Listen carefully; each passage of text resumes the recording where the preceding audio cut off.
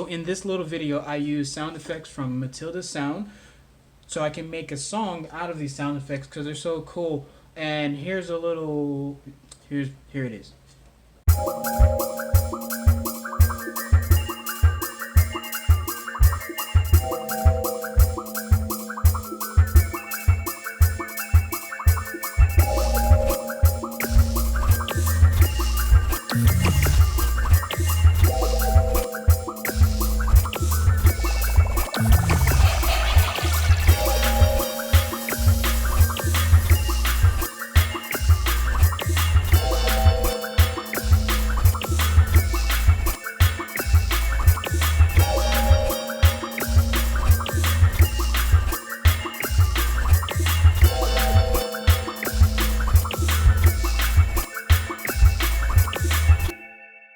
These are all the samples that Matilda Sound sent me so I can make the song out of it.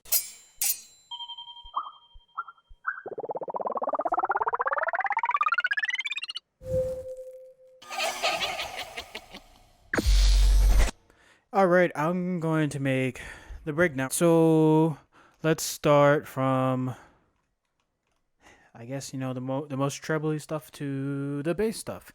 So we start off with, had some metallic sword stuff that Matilda sent me, which was really cool.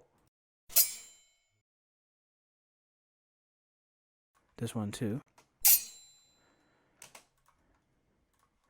And when I heard that, I was like, okay, this is like instantly a hi-hat. Like, I don't have to do much to it. So I decided to set my grid, because in Reaper you can set your grid if you right click, and I made them into 16ths. I'm not sure if you can see that, but it's there. So I set it to 16 notes, and then I was like, okay, let me come up with a hi-hat groove that works with that. So I made one hi-hat, just basically every beat. And then what I did after that, I took the second one,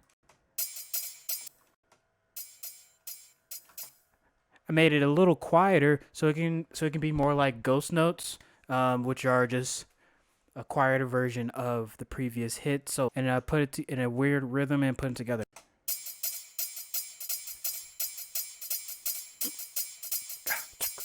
Last impact. What I did with that, I just time stretched it. I just like I made it really long. So I basically took the note, and then in Reaper, I can make it slower. And then what I did with that, I took that noise and I pitched it up in with a chord, a minor 7th chord. So 1, flat 3, 5, and flat 7. That makes a minor 7 chord. And then down a half step. And then back up a half step. Which was really cool about this, because the sound that Matilda gave me, since it already had delay in it, when I stretched it, it just gave me a really cool tremolo effect. And I was like, this is cool. I don't have to do much with it. With this next one, we had bubbles.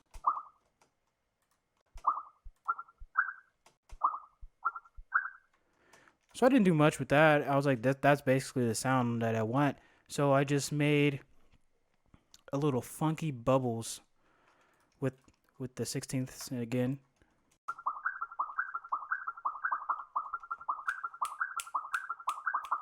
Then I wanted to be a little bit minimal. So I was like, how can I get that same sound and make it for a whole bunch of other things? So what I did with that, I made a kick drum with it. I pitch shifted it down like, I don't know, like 50 semitones. And then I put some EQ on it. So I pitched it down a few octaves. EQ, I boosted the bass, and around 2K, which would kind of be where the beater of the kick drum would be, I compressed the heck out of it. And another thing I did to add more high end to it, well, this is without the high end. This is where it was before.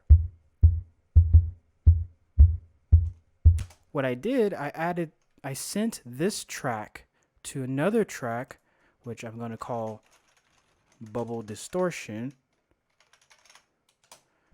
And what I did on that effects chain, I added distortion, and then I EQ'd the low end out, so I can keep the hard hitting of the first drum, and then the distortion added high end to the second drum.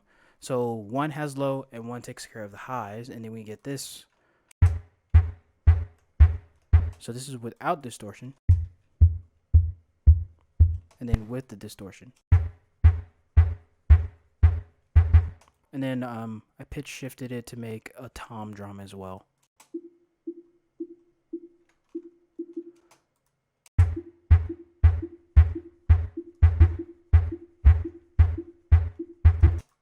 Oh, forgot, with the hi-hats, I also did another thing.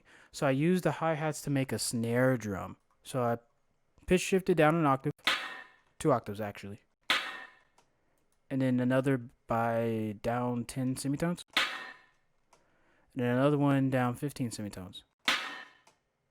So I layered it up so I can get a fatter sound, because with a real kick snare drum, you have more harmonics. So I'm kind of artificially creating that. 1, 3, 1, 3. And that has a little bit of, so I EQ'd the low end out of it. I boosted around 300 hertz to get some low end.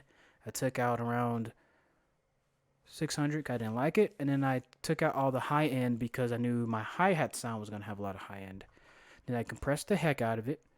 And then I used another EQ pedal just to boost the gain, the volume. And then I added distortion to it as well. So without this distortion, with the distortion, just a little bit. What else we got?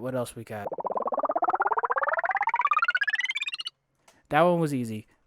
That's a riser. I don't have to do much with that. So I just threw it in with a little reverb. At the end, as you can see with this little automation envelope right here, I added a phaser onto it, or flanger, and I EQ'd the low end out. So this is without the phaser, flanger.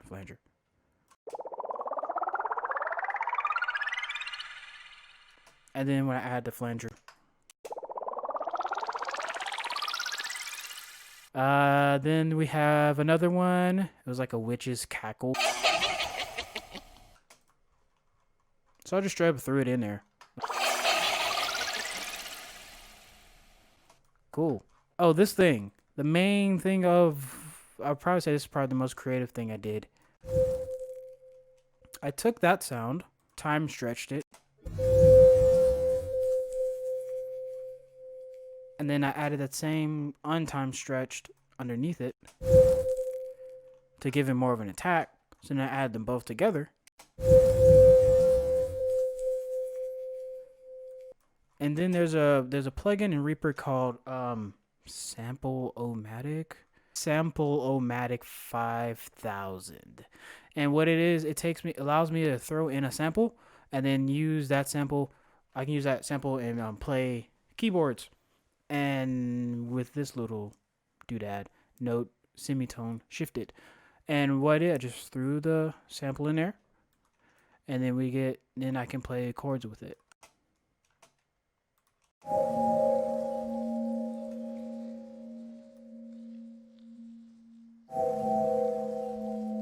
Spooky. Oh, I used that. Okay, there it is. It's literally in the plugin name. I used the little glass impact thing. Last one that we used was the bass sound. So it had this little crazy thing. Yeah. Heck yeah. And then once again, I just used a resample-matic and pitch shifted it, and we get this crazy thing right here.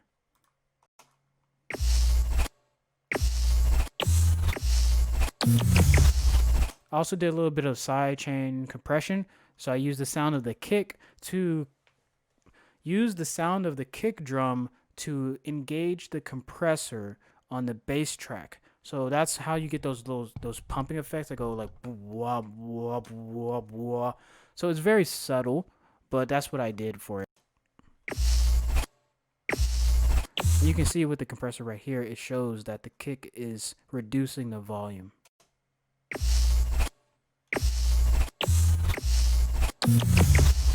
And that is the breakdown of the song that I used. I used Matilda sound effects to create. If you liked the video, please consider subscribing, liking, and sharing it with someone else who likes audio production stuff. And if you have any ideas on like what I can use as a sample to create other songs, that would be cool. Thank you for sticking around. This is when if I ran out of words to say because my brain goes blank. But thank you for watching. Have a great day.